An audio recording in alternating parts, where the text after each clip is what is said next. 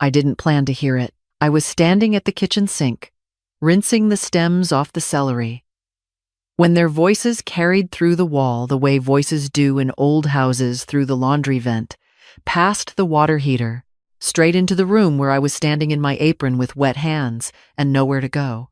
My son-in-law's voice first. Low, like he thought low meant private. Every single year, Carol. Every single year she finds a way to make it about herself. Then my daughter. My Carol, whose baby teeth I saved in a small tin box that I still have somewhere in the back of my closet. I know. But what am I supposed to do? Tell her not to come. A pause. Would that be the worst thing? I turned off the faucet. I stood there with the celery in my hand and the water dripping off my fingers onto the linoleum, and I did not move. I could hear my grandchildren in the living room, the television, someone laughing at something, the smell of the turkey I had been basting since 6 in the morning. I set the celery down on the cutting board very carefully, the way you set something down when you don't trust your own hands. They didn't know I was home. Carol had asked me to come early to help, so I had. I'd used the spare key she gave me 3 Christmases ago, let myself in, while she and her husband were still upstairs, started the coffee, started the turkey, started every single thing the way I always did. And then I had stepped into the kitchen to finish the side dishes, and they had walked past without checking and gone into the garage to talk about me. I am 68 years old. My name is Dorothy Marsh. I taught 4th grade for 31 years at Elmwood Elementary, and I do not cry in other people's kitchens.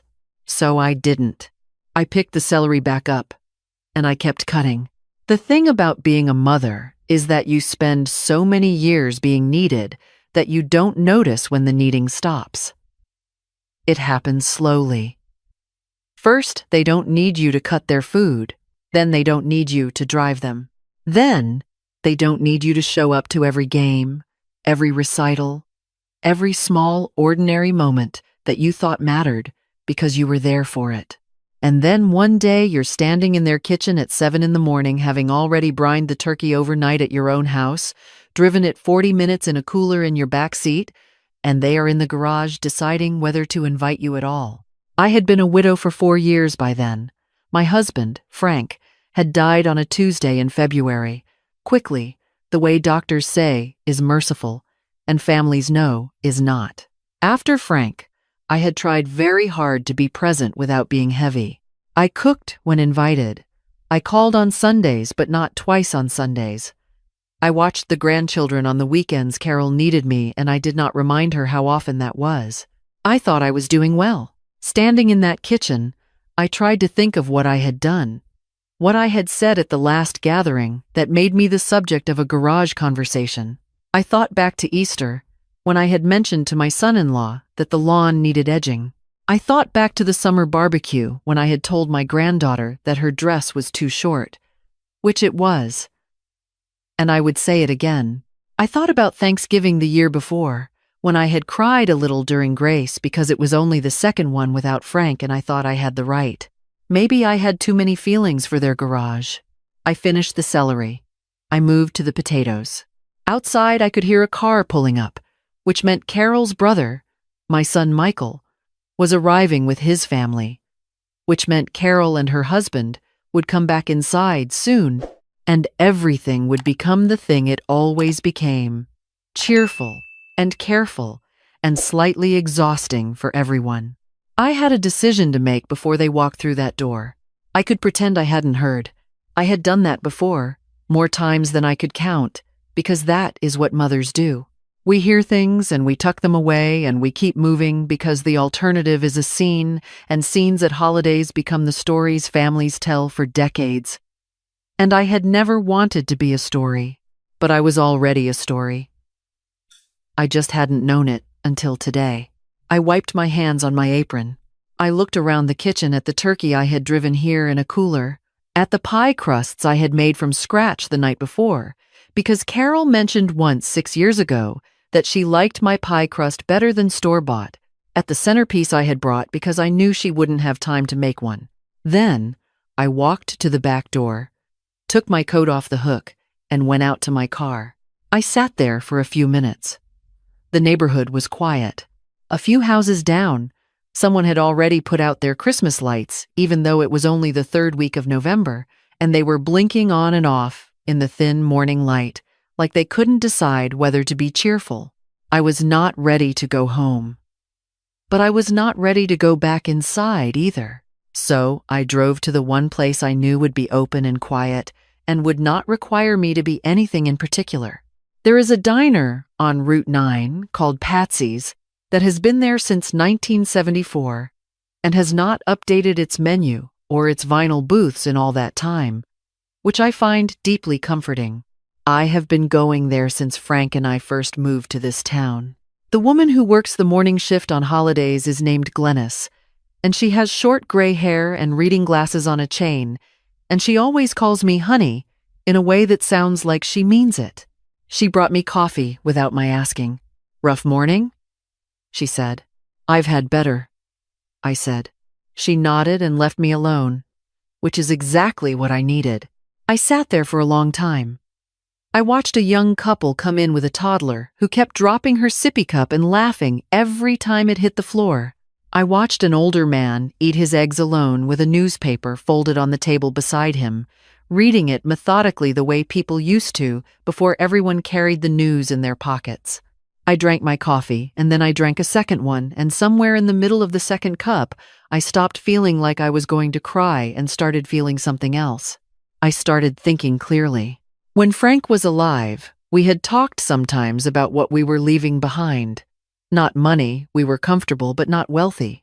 What I mean is the shape of things, the way a family holds together or doesn't. Frank was a practical man, an accountant, and he believed that unclear things became clearer when you wrote them down. He kept records of everything, not out of suspicion, just out of habit. The household accounts, the cars, the dates of things. After he died, I had found his files and gone through them slowly over several weeks. There were folders for the mortgage, the insurance, the children's college funds, which we had contributed to significantly. I remembered now, when Michael was between jobs and Carol and her husband were buying their first house, there were records of every loan we had made that had never been repaid, not large amounts individually. Together they were not small. I had never said anything about them. I paid my check and left Glennis a $20 tip because it was a holiday and she was working it, and I drove home. My house is a colonial on a quiet street that Frank and I bought in 1989 and have owned outright since 2014. It is the right size for 2 people and too large for one, but I had not been able to sell it because it still smelled like Frank in certain rooms in certain seasons, and I was not ready to let that go. I went to Frank's office. His filing cabinet was a 4-drawer gray metal thing that he'd had since before we were married. I had never changed anything about it. His labels were still on the drawers in his handwriting, slightly cramped and very precise. I pulled open the second drawer and found what I was looking for in less than a minute, because Frank had been a meticulous man who believed in alphabetical order. Family. There was a folder for Michael, a folder for Carol, a folder for the grandchildren's college funds, which we had started and funded. There were receipts and dates and records in Frank's handwriting and mine going back over 20 years. I took the folders to the kitchen table. I made myself a fresh pot of coffee, and I sat down and read through everything. I don't know how long I sat there. The light changed from morning to afternoon, and I didn't get up except once to refill my coffee and once to feed the cat, who had been winding around my ankles for an hour without me noticing. I read every page, Frank's handwriting and mine, the record of a marriage and a family written in amounts and dates, and the occasional note, Carol's car repair, December 2009. Michael's rent, 3 months, 2014. Security deposit for their first apartment. I had not thought of any of these things as sacrifices when we made them. They were just what you did. They were just family. But sitting alone at my kitchen table on Thanksgiving afternoon, while my turkey sat in my daughter's oven and my daughter sat in her living room, not knowing I had left. I understood something that I had been refusing to understand for a long time. I had confused love with being needed, and now that they had stopped needing me or believed they had also stopped seeing me as someone worth protecting. I was background. I was furniture. I was the woman in the kitchen who made things run and made things awkward and would be easier to leave out. I was not angry, exactly. I want to be clear about that, because I think people expect a story like this to be about anger, and it wasn't. It was quieter than anger. It was more like the feeling you get when you've been holding something heavy for so long that your hands have stopped registering the weight, and then you finally set it down, and you feel the absence of it in your palms. I closed the folders. I sat there in my kitchen with my cold coffee and my cat in my lap, and I thought about what I wanted the rest of my life to look like. Not what my children wanted, not what the grandchildren would think. What I wanted. And for the first time in a very long time, the answer came quickly. I called my friend Ruth first, because Ruth has been my best friend since 1987, and she knows everything about me, and she has never once made me feel like a burden. Her husband Harold had died 2 years before Frank and we had become, in the years since, the kind of friends who called each other on holidays not to plan, but just to talk. She answered on the second ring. "Are you at Carol's?" she said. "I'm at home." A short pause. "Tell me." So I told her. I told her about the garage and the voices and the celery and the diner. I told her about Frank's filing cabinet and the folders, and the afternoon I had spent sitting at my kitchen table, reading 30 years of my own life back to myself in receipts. Ruth listened without interrupting, which is a skill very few people have.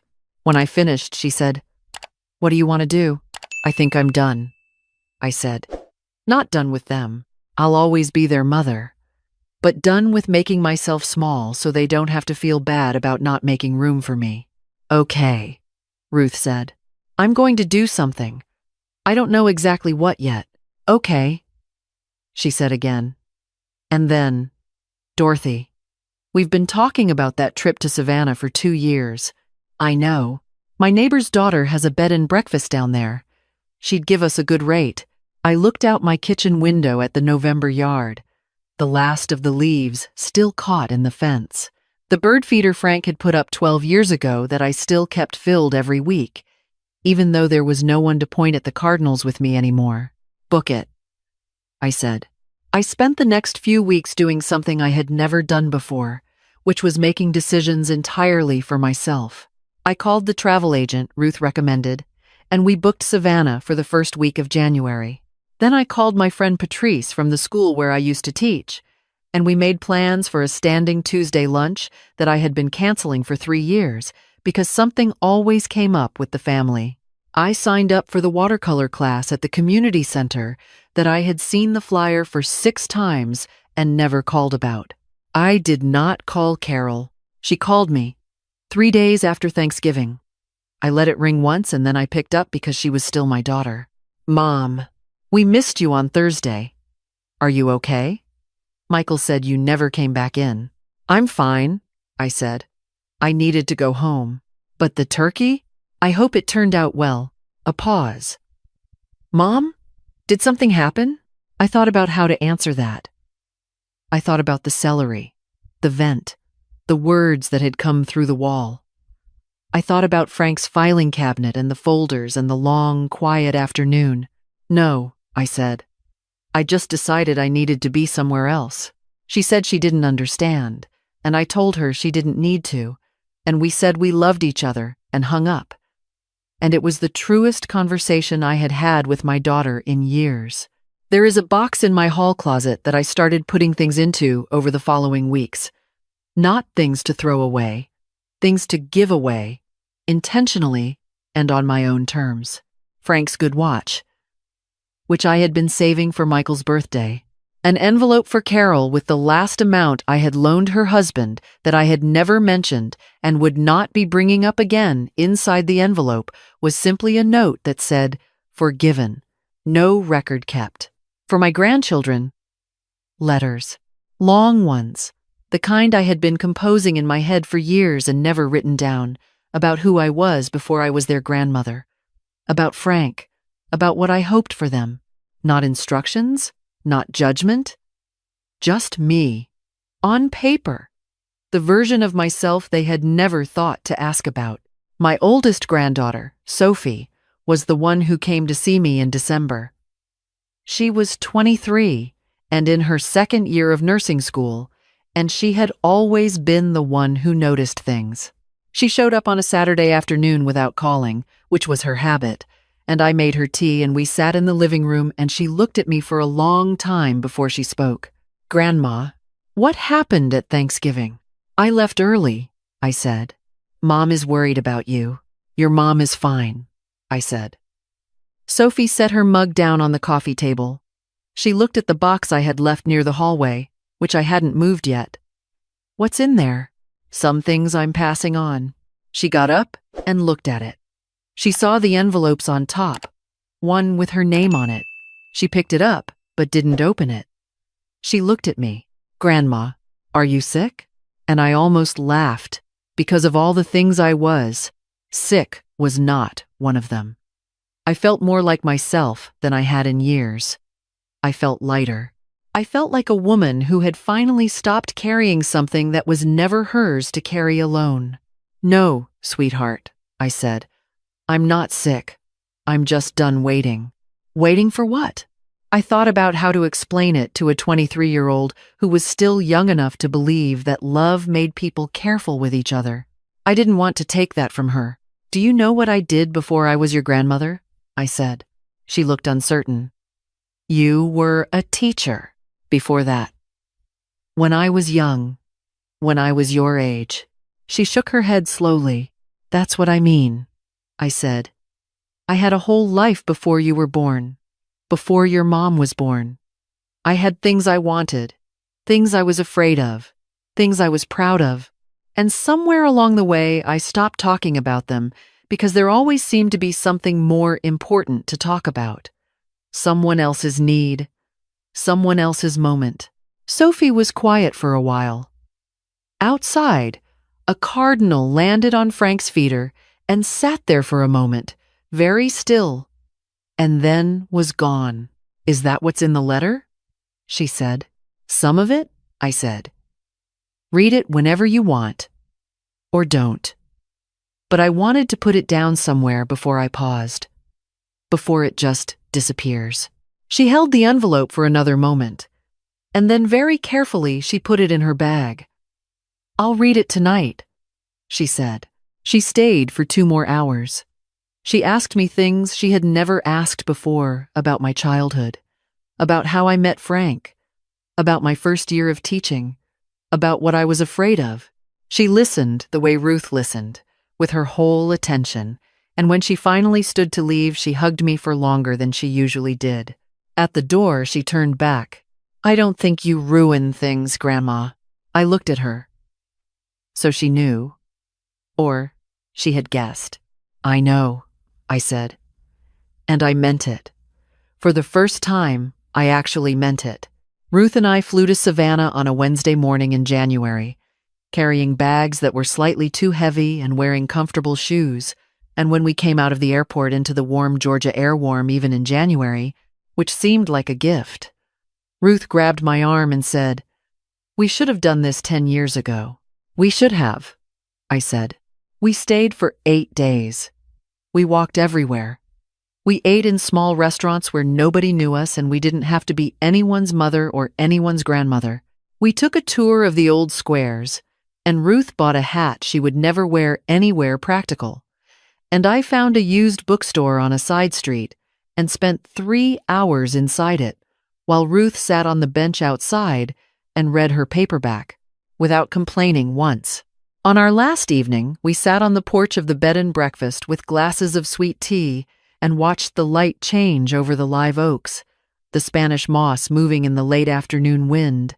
And I thought about the kitchen and the garage and the celery, and all of it seemed very far away. Not healed, exactly. I don't think those things heal, but smaller. The way a scar is smaller than the wound. I had sent Carol a text before we left for the airport.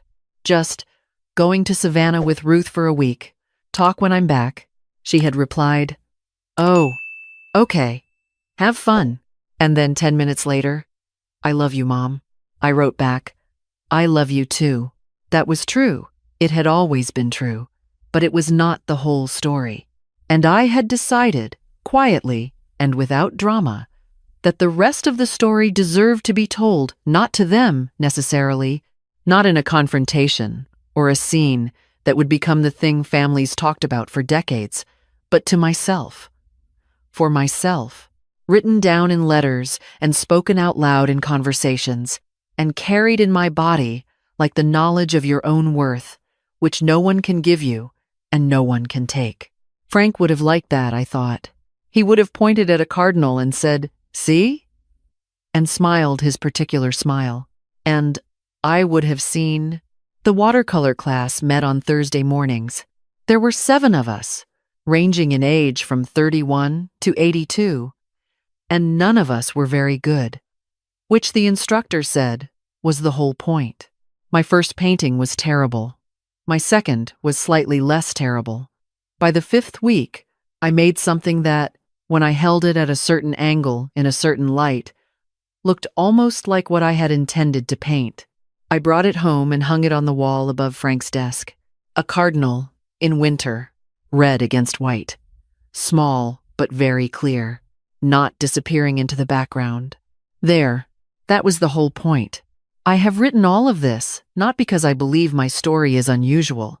I think many women my age would recognize it, would feel the particular shape of it, the way the words in the garage sounded, and the way the celery felt in my hands, and the long, quiet afternoon in the kitchen with the folders. I think many of us have stood in rooms where someone decided, without asking, that we were too much or not enough.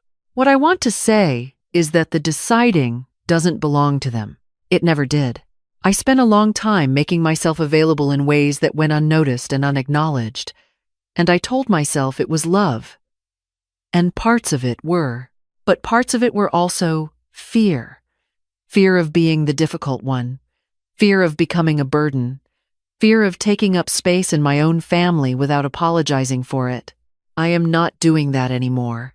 My Tuesdays are for lunch with Patrice. My Thursdays are for watercolor. My January is for Savannah, or wherever Ruth and I decide next. My Sundays I still call my children, because I love them, and because complicated things can still be true at the same time. But I have stopped answering the phone every time it rings. I have stopped rearranging myself around spaces that were not made for me. I have stopped walking into rooms and immediately making myself smaller so no one has to feel crowded. When Sophie called me last month, she said, "Grandma, you seem different." "I do?" I said. "Yeah. Like I don't know, like you're not waiting for something." I thought about that for a moment. Outside my kitchen window, the bird feeder sat in the March light, and a cardinal was there, the same one or one just like him, burning red against the gray of the yard. "I'm not," I said. "Not anymore." She said she was glad. She said she had read my letter 4 times. She said she wanted to know everything, and I told her. I am still telling her. This is some of it. The rest is mine.